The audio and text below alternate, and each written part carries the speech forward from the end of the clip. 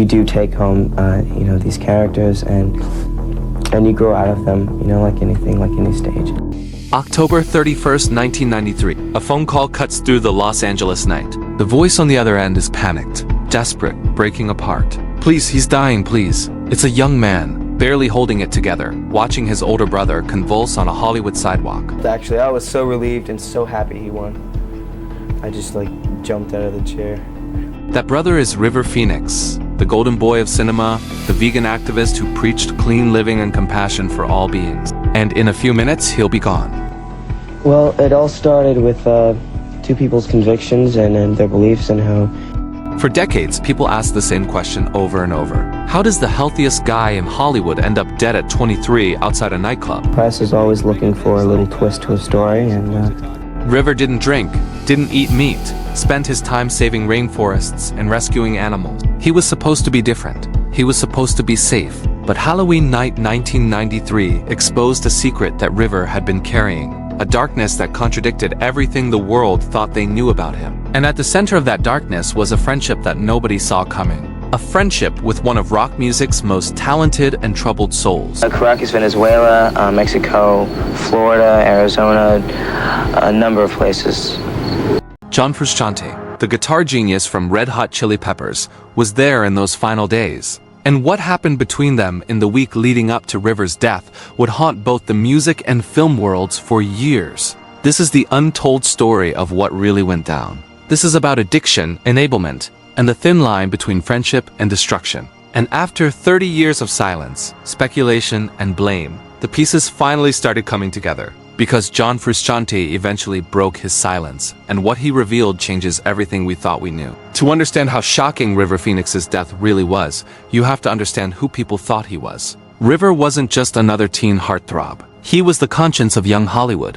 While other stars his age were partying at clubs and getting caught up in scandals, River was at environmental rallies. He was writing essays about saving the planet for Teen magazine. He was the guy who would cry if he saw you eating an animal. He became vegan at 7 years old. 7. Most kids that age are begging for chicken nuggets. River made a choice with his entire family to reject anything that harmed animals. No meat, no dairy, no leather, nothing. And he didn't just do it quietly either. He used every interview, every public appearance, to talk about animal rights and environmental destruction. PETA made him their Humanitarian of the Year in 1992. He wasn't playing a role. This was who he was. Or at least who everyone believed he was. River had this intensity about him, this purity that made people feel like he was too good for the dirt of Hollywood. Directors loved him because he'd brought emotional truth to every role. Fans loved him because he seemed real, untouched by fame's corruption. He bought 800 acres of rainforest in Costa Rica with his own money just to protect it. He housed homeless friends and strangers at his family's Florida property.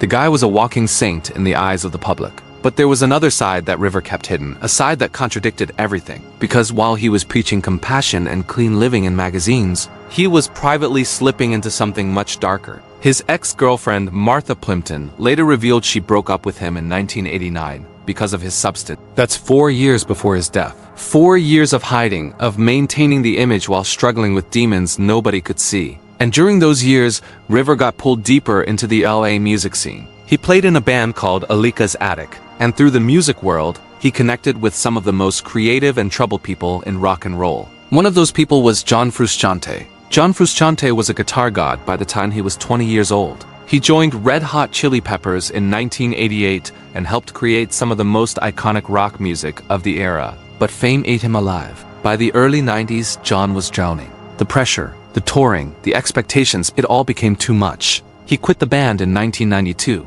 right as they were reaching massive success. And when he quit, he fell hard. Frusciante retreated into a world of heavy drug use. His house became infamous, a dark place where musicians and addicts would gather. People who knew him during this period describe it as watching someone self-destruct in slow motion. John didn't care about fame anymore. He didn't care about music. He was consumed by heroin and cocaine, trapped in a cycle that seemed impossible to escape. This was the John Frusciante that River Phoenix knew. Not the guitar hero on stage with the Chili Peppers, but the lost soul hiding in the shadows of Hollywood. And somehow, despite all his public idealism, River was drawn to that darkness. Maybe he saw something of himself in John. Maybe he thought he could save him. Or maybe River was looking for something that his clean-cut image couldn't provide. The LA music scene in the early 90s was wild and dangerous. It wasn't the glamorous MTV version. It was gritty, it was raw, and it was soaked in substances. River had connections to that world through his band and his friendship with members of the Chili Peppers. He'd even performed with them on stage before, singing backup vocals during their tours. The band loved him. Anthony Kiedis wrote a lyric about River in the song Give It Away. The line, "There's a river born to be a giver." It was a tribute to his generous spirit. But that same scene that celebrated River also offered him access to things that would destroy him. And in October 1993, River Phoenix and John Frusciante spent time together that would end in tragedy. For years, the exact details of River's final days remained murky. People knew he died of an overdose. They knew it happened at the Viper Room. But what led up to that moment? Who was with him? What was going through his mind? Those questions haunted everyone who loved River. Then musician Bob Forrest came forward with information that stunned people. Bob was part of that same LA music circle, friends with both River and John Frusciante. And according to Bob, River didn't just accidentally take too much that one night. The days before his death, River had been on what Bob called a drug binge with John Frusciante. Bob described it as a destructive cycle. River and John, two sensitive souls, both struggling, both enabling each other. They were using cocaine and heroin repeatedly, barely sleeping, pushing their bodies to dangerous limits. Bob said River spent those days consuming the substances without rest. A speedball combination of uppers and downers that puts massive strain on the heart. This revelation shook people because it meant River's death wasn't a one-time mistake. It wasn't a situation where he tried something once and it went wrong. It was the culmination of days of heavy use, of two people spiraling together. And that's what made it so controversial. Because if John was there during those days, if they were using together, then what responsibility did John bear for what happened? Some fans and observers started pointing fingers at Frusciante. They accused him of introducing River to heroin, of being the bad influence that corrupted the innocent actor. The anger was real, the blame was heavy. But the truth was far more complicated than a simple villain story. River Phoenix wasn't some naive kid who stumbled into the wrong crowd. His ex-girlfriend had already said he was using substances back in 1989. His friend Corey Feldman said he'd tried to reach out to River months before the death, because he'd heard rumors about heroin use. River knew what he was doing. He was an adult making choices, even if they were self-destructive ones. And John Frusciante wasn't some dealer preying on innocence. John was a fellow addict, someone who was barely holding on to his own life. They were two people drowning together, and neither one had the strength to save the other. But that doesn't change the fact that in those final days, something shifted. River seemed to cross a line he couldn't come back from.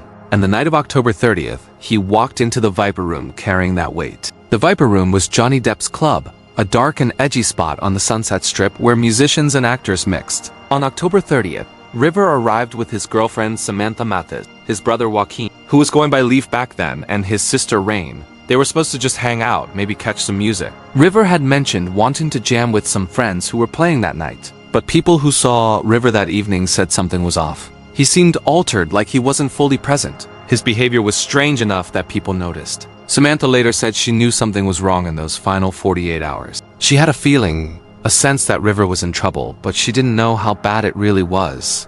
Inside the club, River disappeared into the bathroom at one point. When he came out, he was shaking, clearly in distress. Samantha noticed immediately. They tried to help him, splashing cold water on his face, but it wasn't working. River was getting worse. They decided to take him outside, get him some fresh air, try to bring him back. And that's when Samantha saw something that would haunt her forever. River had gotten into some kind of confrontation with another man inside the club. Both of them were kicked out by security. When Samantha saw River on the sidewalk, when she saw what was happening to him, she confronted the other guy. "What did you do? What did you use?" she demanded. Someone nearby told her to leave River alone, said she was ruining his high. Ruining his high.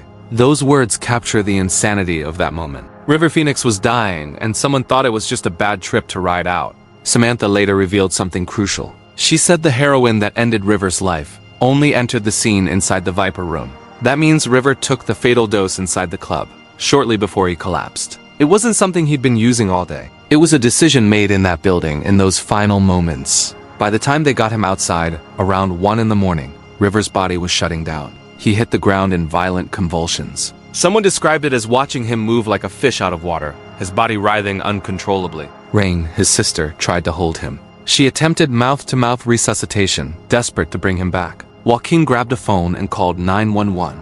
The call was pure panic, pure fear. You can hear him breaking down, begging for help. "Please, he's dying, please." He mentioned that River might have taken Valium. That 911 call was leaked almost immediately to the press, a violation of a private moment of agony that the family never asked for. Flea, the bassist from Red Hot Chili Peppers, was also at the club that night. He rode in the ambulance with River to Cedars-Sinai Medical Center. But by the time they arrived at 1:34 a.m., River had no pulse. His heart had stopped. At 1:51 a.m. on October 31st, Halloween morning, River Phoenix was declared gone. He was 23 years old. The coroner's report came back 2 weeks later. Acute multiple drug intoxication.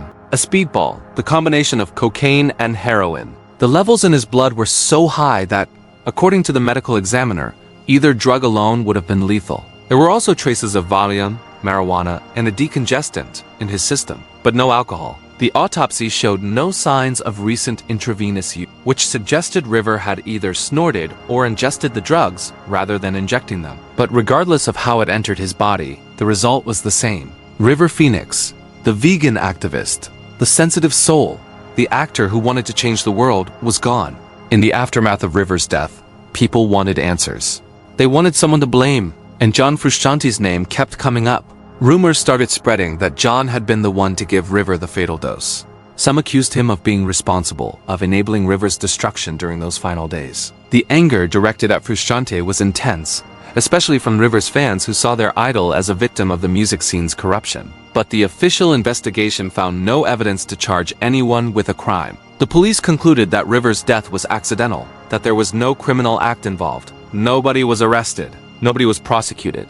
And that lack of closure frustrated people. They wanted a clear villain, a simple explanation, but addiction doesn't work that way. The truth is that John Frusciante was barely surviving himself during that period. He was deep in his own addiction, isolated and self-destructing. Photos of John from that era are haunting. He looked skeletal, his arms covered in track marks, his eyes empty. He wasn't some calculating predator. He was a fellow sufferer, someone who couldn't even save himself, let alone save River. Years later, John would talk about this period of his life with painful honesty. He described how addiction made him lose touch with reality, how he became a shell of who he once was. He'd eventually get clean in the late 90s, rebuild his life, and return to the Chili Peppers. But those dark years in the early 90s nearly ended him. So what was John's real role in River's death? Was he responsible? The answer is complicated. Yes, they were using together in those final days.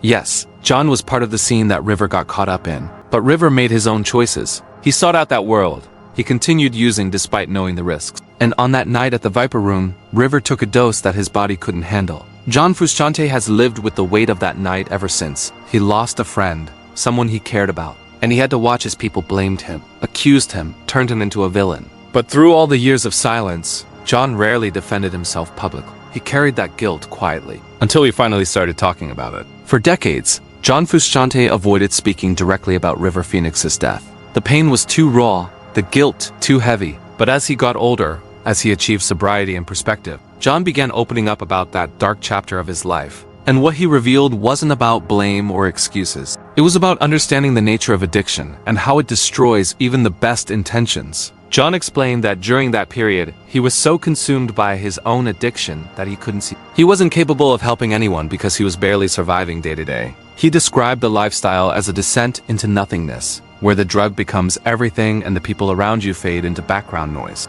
In that state, there's no clear thinking, no rational decision-making. There's just the desperate need for the next high. When asked about River specifically, John's responses have been measured but honest. He acknowledged that they spent time together, that they connected through music and a shared sensitivity. But he also made it clear that River's choices were his own. John didn't force anything on anyone. They were both adults making destructive decisions, feeding off each other's darkness. What John revealed, perhaps most importantly, is that River Phoenix was struggling long before those final days. The image of the pure, untouchable activist was a facade that River maintained for the world. Behind it, he was fighting battles that nobody saw. The pressure of fame, the weight of everyone's expectations, the trauma from his childhood in the Children of God cult. All of it created cracks that River tried to fill with substance. John also spoke about the guilt he carried. Not because he felt he'd forced River into anything, but because he wished he'd been in a better place himself. If John had been clean, maybe he could have been a different kind of friend. Maybe he could have helped River see a way out. But in the state they were both in, they could only drag each other further down. Bob Forrest, the musician who first spoke about those final days, had his own perspective on why he came forward with the information. Bob said he wanted people to understand how drugs destroy lives, how they take people who have everything to live for and reduce them to statistic. He wanted River's death to serve as a warning, not a mystery or a scandal. And he wanted to be honest about John's involvement without demonizing him. Because demonizing addicts doesn't help anyone. The real reason behind River's death wasn't one person or one moment. It was a perfect storm. It was childhood trauma never processed. It was the pressure of maintaining an impossible image. It was loneliness despite being surrounded by people. It was access to dangerous substances without the tools to handle them. And it was a friendship between two troubled souls who couldn't save each other. John Frusciante didn't cause River Phoenix's overdose. But he was there, part of the environment that made it possible. And he's had to live with that truth every day since. River Phoenix's death sent shockwaves through Hollywood and beyond. The family was devastated. Joaquin, who witnessed his brother's final moments, carried that trauma for years. He stepped away from acting for a while, unable to face the world that had taken his... Eventually, he'd return and become a star in his own right. But that Halloween night never left him. In 2020, when Joaquin and his wife Rooney Mara had a son, they named him River. It was a tribute, a way of keeping his brother's memory alive. And Joaquin has continued River's activist work, becoming a fierce advocate for animal rights, carrying on the legacy that River started. River's mother, Heart Phoenix, tried to control the narrative after his death. She wrote letters to the press defending her son, insisting he wasn't a regular drug user, trying to preserve his image. But over time, the truth came out. Friends and colleagues shared stories about River's struggles, about the warning signs they'd seen. The perfect image cracked, and what emerged was a more human, more complicated portrait. The music world mourned too.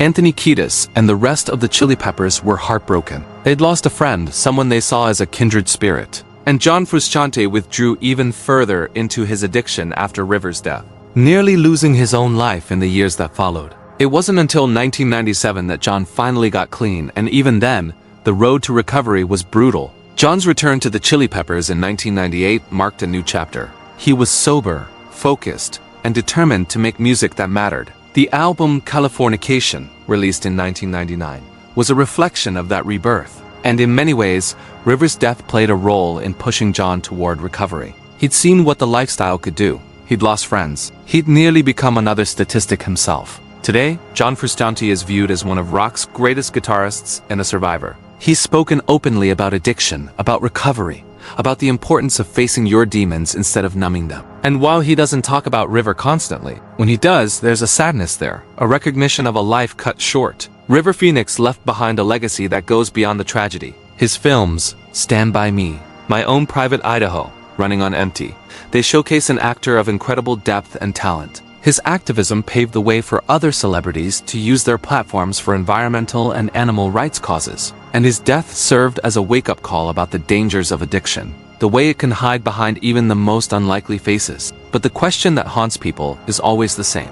What if? What if River had gotten help sooner? What if he'd been in a different environment that night? What if his friends had been in a position to intervene? What if John Frusciante had been clean and could have steered him away from that final dose? The reality is that addiction doesn't work on what-ifs. It works on chains of choices, on moments of weakness, on pain seeking relief. River Phoenix was in pain, and he found temporary escape in substances that ultimately destroyed him. John Frusciante was in the same boat. They found each other in that darkness, and instead of pulling each other out, they sank together. John Frusciante didn't reveal one shocking secret that explained everything. What he revealed was something more complex and more painful. He showed that River Phoenix's death wasn't about a villain or a victim. It was about two people struggling with demons, about an industry that enables excess, about the way trauma and pressure can push even the strongest people to break. The real reason behind River's overdose that day wasn't a single dose of heroin at the Viper Room. It was years of hidden struggle, of trying to be perfect while falling apart inside.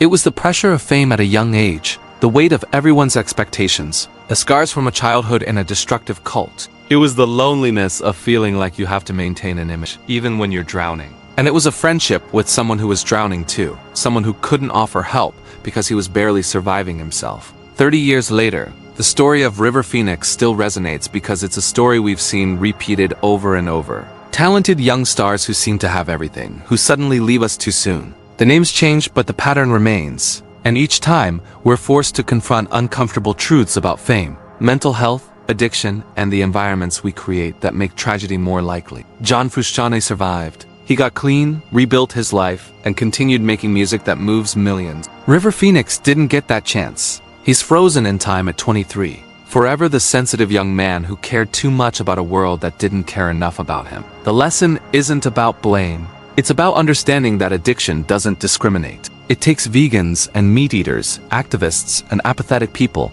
the famous and the unknown.